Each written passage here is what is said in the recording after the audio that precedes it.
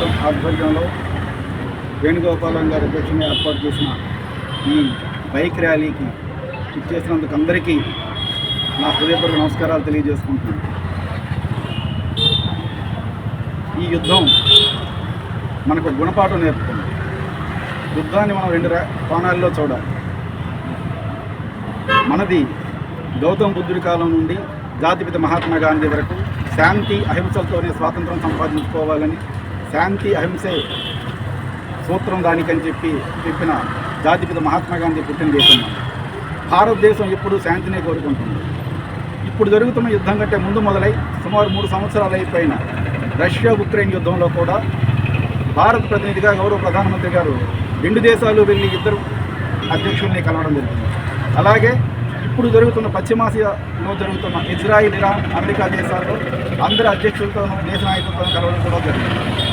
ఆయనకు అడిగినప్పుడు ఆయన చెప్పిన మాట ఏంటంటే, మీరు ఏ పక్షం వహిస్తారు అని అన్నప్పుడు మేము ఒకే ఒక పక్షం ఉంటాం, మేము ఎప్పుడు శాంతి పక్షం ఉంటామని ఆయన చెప్పడం జరిగింది. అది భారతీయ తత్వం, భారతీయ విధానం, భారత జాతి అస్తిత్వం. అదే శాంతి, సహనం, అహింస. ఇప్పుడు ప్రపంచంలో ఈ యుద్ధం ఏ రోజు ఏ పరిస్థితుల్లో కూడా యుద్ధం అనేది మంచిది కాదు. అది ప్రపంచ వినాశనానికే దాడి చేస్తారు. ఇప్పుడు మనం 2 ప్రపంచ యుద్ధాలు చూసాం. ఇది ఇలాగే కొనసాగితే ఇది 3వ ప్రపంచ యుద్ధంగా మారిపోయినా ఆశ్చర్యపోవాల్సిన ఇది లేదు. ఇక్కడ ఒక్కటి అర్థం చేసుకోవాల్సింది ఏంటంటే, తమ దేశ సార్వభౌమాధికారానికి ముప్పు వాటిల్లుతుందన్నప్పుడు ప్రాణాన్ని కూడా త్యజించి సామాన్య ప్రజలు కూడా యుద్ధంలో పార్టిసిపేట్ చేసే సమయం ఇది. మీకు ఉదాహరణ చెప్తా. ఇరాన్ అధ్యక్షుడు చనిపోయిన తర్వాత ఆ దేశం పరిస్థితి ఏంటంటే మొండెములేని తలలేని మొండంగా మిగిలిపోయింది.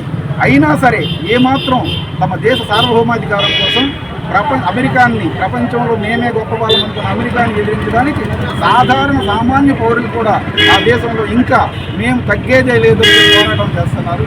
అలాగే అక్కడుండే మతం ఏదైనా అవని, కులం ఏదైనా అవని, జాతి ఏదైనా అవని, అక్కడుండే మొన్నట ఇమాం ఆయన ప్రవచనం చేస్తూ మిలిటరీ దుస్తుల్లో గన్ పట్టుకుని కూర్చొని ప్రవచనం చెప్తున్నాడు. అంటే ఆ దేశ సార్వభౌమాధికారానికి ముప్పు వాటిల్లితే మేము కూడా యుద్ధంలో పాల్గొంటాం పంతులు కూడా చెప్పినట్టు.